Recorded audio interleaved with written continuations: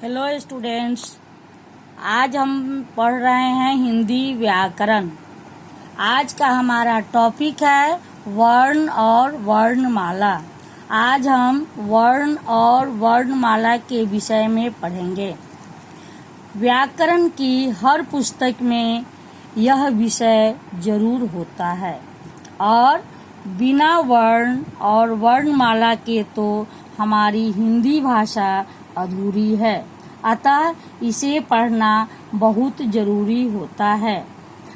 भाषा में ध्वनि की सबसे छोटी इकाई को वर्ण कहते हैं।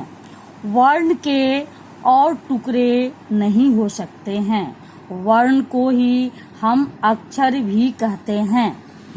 इन्हीं वर्णों को जब हम क्रम से लिखते हैं तो वह कहलाता है वर्णमाला। अब बच्चों, हम किताब में पढ़ते हैं, चित्र की सहायता से समझने की कोशिश करते हैं।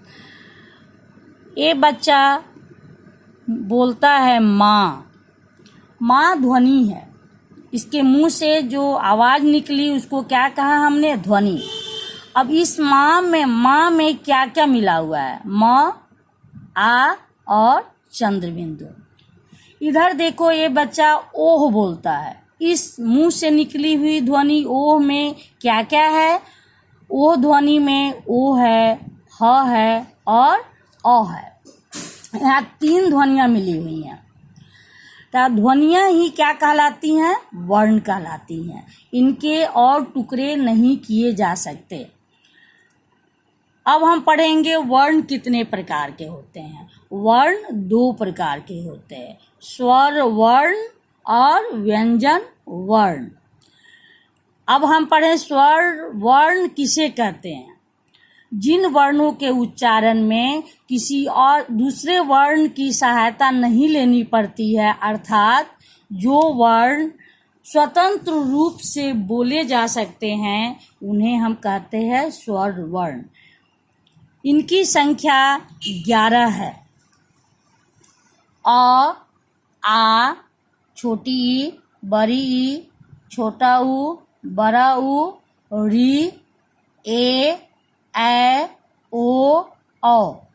ये 11 वर्ण जो हैं ये कहलाते हैं स्वर्ण वर्ण। अंग और अह ये दोनों स्वर्ण वर्ण के अंतर्गत नहीं आते हैं। इनको हम अयोगवाह कहते हैं। अब दूसरा है वर्ण के दूसरे प्रकार क्या है? व्यंजन वर्ण। अब व्यंजन वर्ण हम किसे कहते हैं? तो जिन वर्णों के उच्चारण में स्वर्ण वर्ण की सहायता लेनी पड़ती है, अर्थात जो बिना स्वर की सहायता के नहीं बोले जा सकते हैं, उन्हें हम कहते हैं व्यंजन वर्ण। इनकी संख्या 35 है।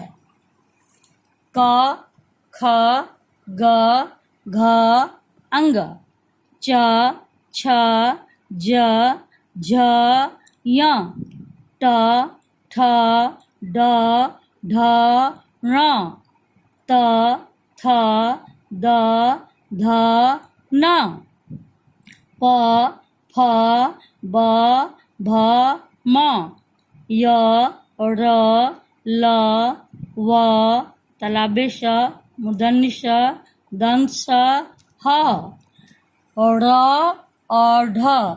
ये दोनों जो है र ड का विकसित रूप है और ढ का विकसित रूप है। अब इन दोनों को भी व्यंजन वर्ण में सम्मिलित किया गया है। जैसा हमने पढ़ा है कि व्यंजन वर्ण बिना स्वर्ण वर्ण की सहायता के नहीं बोला जा सकता। अब हम यहाँ समझते हैं, जैसे क में जब हम स्वर नहीं लगाते हैं तो इसके नीचे एक हलंत होता है, अर्थात इसको बोलचाल की भाषा में हम कहते हैं आधा। तो जब हम और लगा देते हैं इसके साथ तो ये बन जाता है पूरा क। उसी प्रकार यहाँ ख के नीचे क्या है? हलंत है। जब हम इसमें अ जोड़ते हैं तो ये हलंत हट जाता है और क्या बन जाता है? पूरा ख बन जाता है। उसी प्रकार ग में क्या है? यहाँ हलंत है। जब हम इसमें अ जोड़ते हैं तब ये क्या बनता है? पूरा ग। घ में यहाँ क्या है? हलंत है। और जब हम अ जोड़ते हैं तब ये हलंत हट जाता है और क्या बन जाता है? पूरा घ बन जाता है। इस प्रकार जब तक हम व्यंजन वर्ण में किसी भी स्वर को नहीं मिलाते हैं तब तक वह व्यंजन वर्ण पूरा नहीं होता है। उसके बिना वह हमेशा क्या होता है, आधा कहलाता है, अर्थात उसको हम हलंत के साथ लिखते हैं। हिंदी में संयुक्त व्यंजन 4 है, छ, त्र, ज्ञ और स्र। जब दो व्यंजन वर्ण मिलकर एक हो जाते हैं तो वह संयुक्त वर्ण कहलाते हैं। जिस तरह हमने पढ़ा कि व्यंजन वर्ण को स्वर की सहायता लेनी पड़ती है, तो यहाँ संयुक्त व्यंजन में 2 व्यंजन वर्ण होते हैं, जैसे क, श और अ, तीनों क और श मिल गए 2 व्यंजन वर्ण, और अ इसको पूरा करता है, तो क्या बन गया, अक्ष। उसी तरह त और र, यहाँ 2 व्यंजन वर्ण है और दोनों व्यंजन वर्ण मिल गए और उसमें अ लग गया, तो क्या बन गया यहाँ, त्र। ज और य 2 व्यंजन वर्ण है, दोनों आपस में मिल गए और अ लगा करके हम इसको पूरा किए, क्या हो गया, ज्ञ। श और र दोनों मिला के क्या बन गया, श्र, और उसमें अ जब लगा तो ये क्या हो गया, पूरा हो गया। इस तरह हिंदी में 4 संयुक्त व्यंजन हैं, छ, त्र, ज्ञ और श्र। स्वरों की मात्राएं।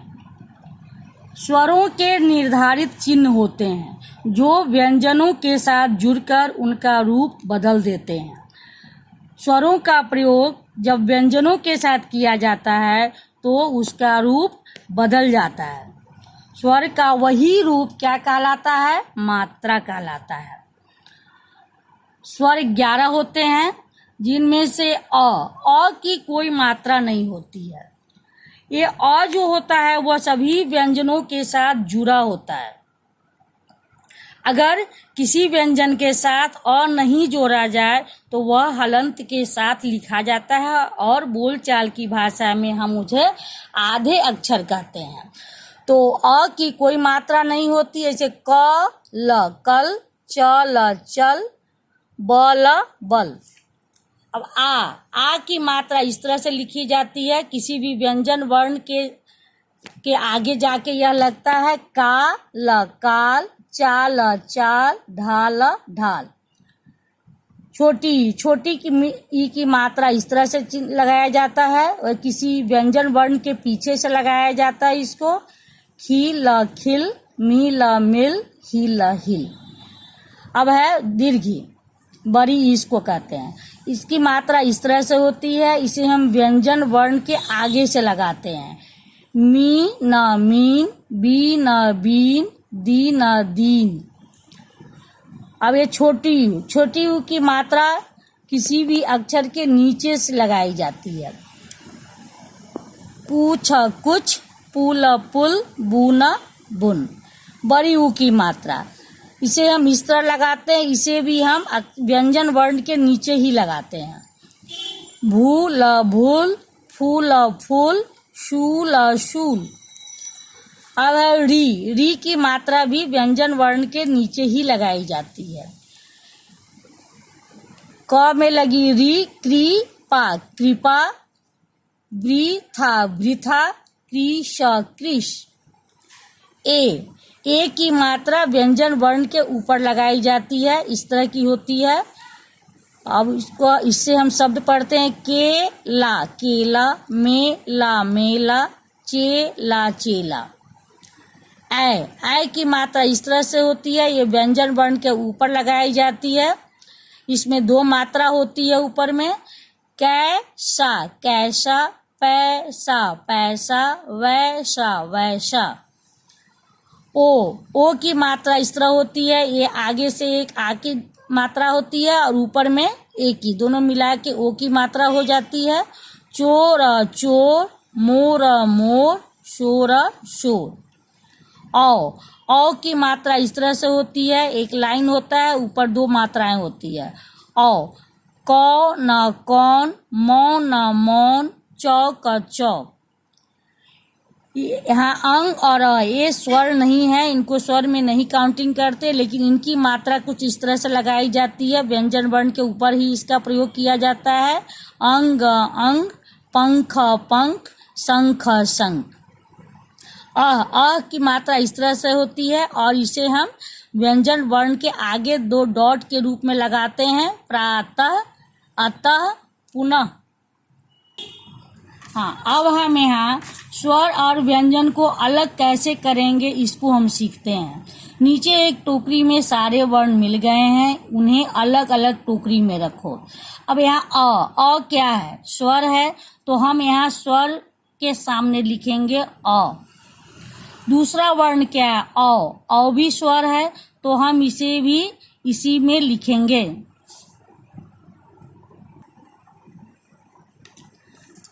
औ के बाद क्या है? प स्वर नहीं है, क्या है? व्यंजन है, तो हम व्यंजन वाले टोकरी में इसको लिखेंगे प। य क्या है? ये भी व्यंजन है, तो इसको भी हम व्यंजन वाले टोकरी में लिखेंगे। उसके बाद ई क्या है? स्वर है, तो हम इसको स्वर वाली टोकरी में लिखेंगे ई। उसके बाद क्या है? म व्यंजन है, इसलिए हम व्यंजन वाले में उसको लिखेंगे। च भी व्यंजन है, तो च को हम व्यंजन वाले में लिखेंगे। ओ क्या है? स्वर है, तो हम इसमें उसको लिखेंगे ओ। त क्या है? व्यंजन है, तो हम व्यंजन वाले में उसको लिखेंगे। ट क्या है? व्यंजन है, तो इसे भी हम व्यंजन वाले में लिखेंगे। री क्या है? स्वर है, तो इसको हम स्वर वाले में लिखेंगे। ल क्या है? व्यंजन है, तो इसको हम व्यंजन वाले टोकरी में लिख दिए। र क्या है? र भी व्यंजन है, तो व्यंजन वाले में लिख दिया। क क्या है? ये भी व्यंजन है, तो इसको हम व्यंजन वाले में लिख दिया। उ क्या है? स्वर है, तो इसको हमने स्वर वाले में लिखा। अब क्या है? आ को भी हम स्वर ही कहते हैं, इसलिए आ भी स्वर वाले में गया। अब क्या बच गया हमारा? स, तो इसको हमने यहाँ लिखा। अब इसमें टोटल वर्ण है 1 2 3 4 5 6 7 8 9 10 11 12 13 14 15 16 17। हमारे यहाँ टोटल वर्ण कितने? 1 2 3 4 5 6 7 8 9 10 11 12 13 14 15 16 17, तो पूरे हो गए। अब बच्चों हम समझते हैं कि आप वर्ण के बारे में समझ गए होंगे, और इसे पढ़ने की कोशिश करो और इसे याद करो। धन्यवाद।